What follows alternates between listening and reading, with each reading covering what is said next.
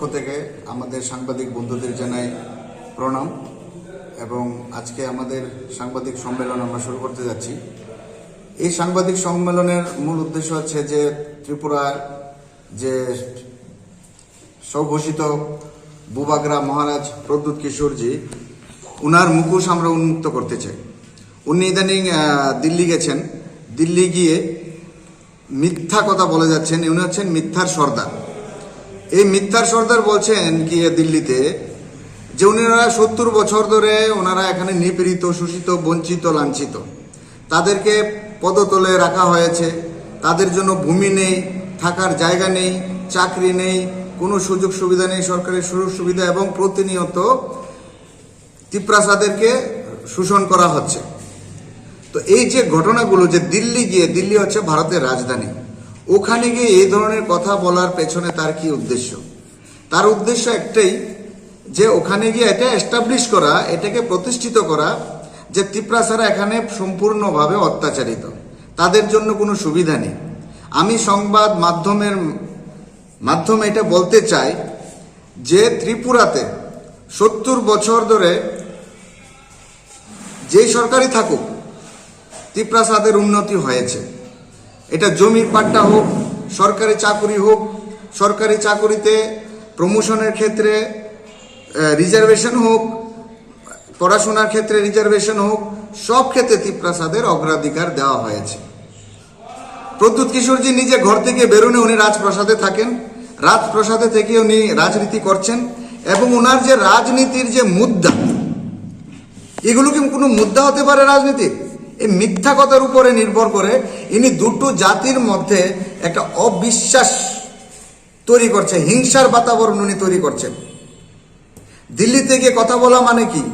ভারতের প্রত্যেকটা জাতির মধ্যে আমাদের বিরুদ্ধে, বাঙালিদের বিরুদ্ধে হিংসা তৈরি করা এবং বিভ্রান্ত করা। আর ত্রিপুরার মাটি তো বাঙালির মাটি, ত্রিপুরা তো বাঙালির দেশ।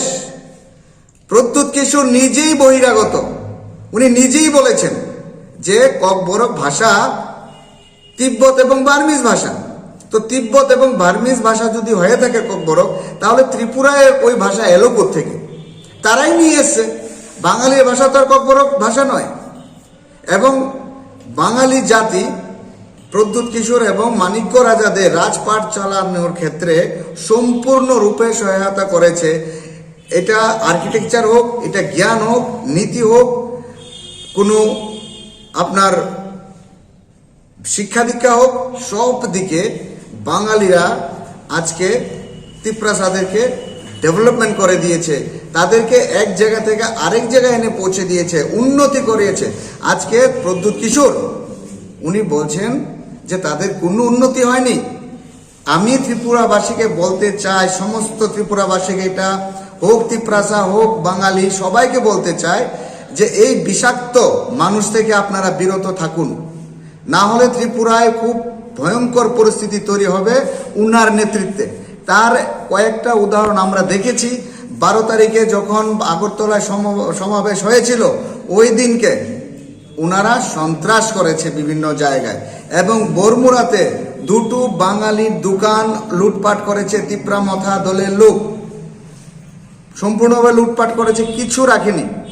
আমি প্রদ্যুৎ কিশোরজিকে প্রশ্ন করতে চাই যে আপনি যে ভালোবাসা দেখাচ্ছেন যে আমরা বাঙালি বিরোধী নই, আমরা বাঙালিকে ভালোবাসি, তাহলে এইগুলো কি?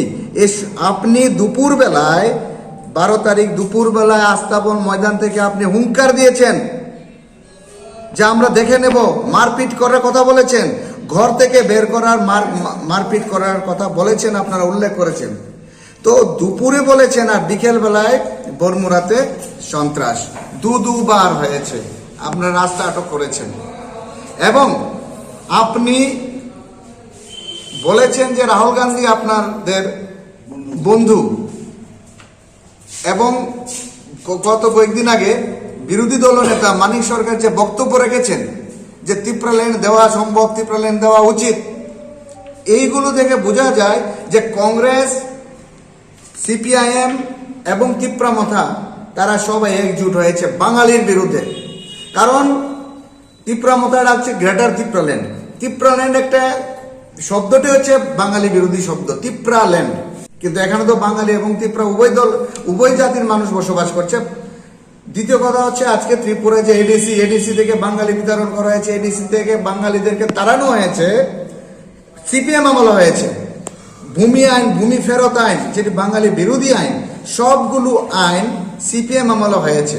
আর সেই সিপিএম আবার এখন গ্রেটার ত্রিপুরাকে সমর্থন জানাচ্ছে সিপিএম এর মুখিয়া বিরোধী দলনেতা মানিক সরকার। আবার তাদের সঙ্গে আবার মিলে থাকে কংগ্রেস, যেই কংগ্রেস ভারত বিভাজন করেছে, যেই কংগ্রেস বাঙালি ভারতকে স্বাধীন করেছে, সেই কংগ্রেস এখন তীব্রমতার সঙ্গে মিলছে। মানে সবার এজেন্ডা একটাই, যে বাঙালিদেরকে ধ্বংস করে বাঙালির বিরুদ্ধে শক্তিকে অক্সিজেন দিয়ে ক্ষমতায় আসে। আপনারা দেখুন, এই যে সরকার, বিজেপি সরকার, আমরা দেখেছি কয়েকটা কাজ, অনেকগুলো কাজ করছে ত্রিপ্রাসাদের পক্ষে। এটা হোক মাগনা চাউল, হোক আপনার চাকরির ক্ষেত্রে। কদিন আগে এসটিজিটির 230টা চাকরি নোটিফিকেশন জারি করেছে, যার মধ্যে 172টা এসটিদের জন্য রিজার্ভ করা হয়েছে। 172 230টার মধ্যে কোনোদিন তো দেখিনি যে প্রদ্যুৎ কিশোরকে ধন্যবাদ জানাতে। বনমুড়ার নাম পাল্টানো হয়েছে, হাতাই কতর বনমুড়া, হাতাই কতর 18 মুড়া আচুক বেরেন। গন্ডা ছড়ার নাম রাখা হয়েছে গন্ডা তুইসা। তো এই সরকার প্রতিনিয়ত জনজাতিদের উন্নয়নের জন্য তো কাজ করছে।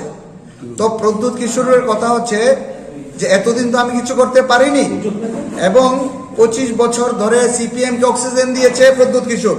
কারণ তখন ওনার মনে ছিল না যে আমার ত্রিপ্রাসারা এখানে বঞ্চিত, লাঞ্ছিত, শোষিত, নিপীড়িত, কিছুই হচ্ছে না ত্রিপ্রাসাদের।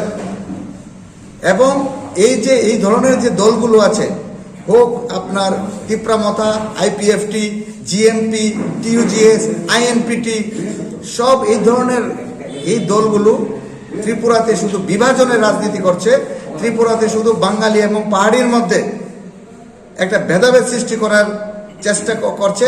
তাদের ওই নেতাগুলোর ব্যক্তিগত স্বার্থ চরিতার্থ করার জন্য, তাদের রাজনৈতিক স্বার্থ চরিতার্থ করার জন্য এই কাজগুলো করে যাচ্ছে। কিন্তু তাতে করে ত্রিপুরার যে সাধারণ মানুষ, সেই সাধারণ মানুষরা কিন্তু আগামী দিনে একটা ভয়ঙ্কর পরিস্থিতির সম্মুখীন হবে। আমরা বিশ্ব বাঙালি জনজাগরণ মঞ্চ তাদের বিরুদ্ধে হুঙ্কার দিচ্ছি যে আপনারা সাবধান হন, আপনারা মারপিটের কথা বলবেন না, এটা গণতান্ত্রিক দেশ। আপনারা ঘর থেকে মারবেন মানে কি, এগুলো কি কিছুই বলবেন আপনারা মঞ্চে দাঁড়িয়ে? সেটা হতে দেব না, এটা দেওয়া যায় না। আমরা জাতি এবং উপজাতি, তিপ্রাসা, ওয়ানসা, বাঙালি যারা আছে ত্রিপুরায়, সবাইকে একসাথে নিয়ে আমরা আন্দোলন সংগঠিত করতে চাই, যেন এই ধরনের অসামাজিক এবং জাতি বিরোধী, রাষ্ট্র বিরোধী, বিচ্ছিন্নতাবাদী দলগুলোকে আমরা রুখতে পারি। এবং তার জন্য প্রত্যেক ত্রিপুরাবাসীকে এগিয়ে আসা উচিত। আপনাদের নিজের ভবিষ্যৎকে সুরক্ষিত করার জন্য, আপনাদের সন্তান, আপনাদের ভূমি, আপনাদের ভবিষ্যৎকে সুন্দর করার জন্য, সুরক্ষিত করার জন্য এই আন্দোলনে ঝাঁপিয়ে পড়ুন। এবং প্রদ্যুৎ কিশোরের মতো মিথ্যাবাদী, মিথ্যাচারী রাজনৈতিক, বিচ্ছিন্নতাবাদী রাজনৈতিক, তাদেরকে আটকান। সেটা আমরা ত্রিপুরাবাসীর কাছে একদম হাত জোর করে অনুরোধ করছি। না হলে অদূর ভবিষ্যতে ত্রিপুরা এক ভয়ঙ্কর পরিস্থিতি সৃষ্টি হবে। আমরা ভুলে যাইনি 12 তারিখ যে কল্যাণপুরে নারকীয় ম্যাসাকার হয়েছিল, নরসংহার হয়েছিল, মান্দাই যে নরসংহার হয়েছিল, সেগুলো আমরা ভুলে যাইনি। এই ধরনের পরিস্থিতি আবারও তৈরি হওয়ার সম্ভাবনা আছে এই ধরনের নেতৃত্বের কারণে, এই ধরনের নেতার কারণে। তো সবাই এগিয়ে আসুন। এবং আমি বিশেষ করে আজকে আমাদের সাংবাদিক বন্ধুদেরকে ধন্যবাদ জানাতে চাই।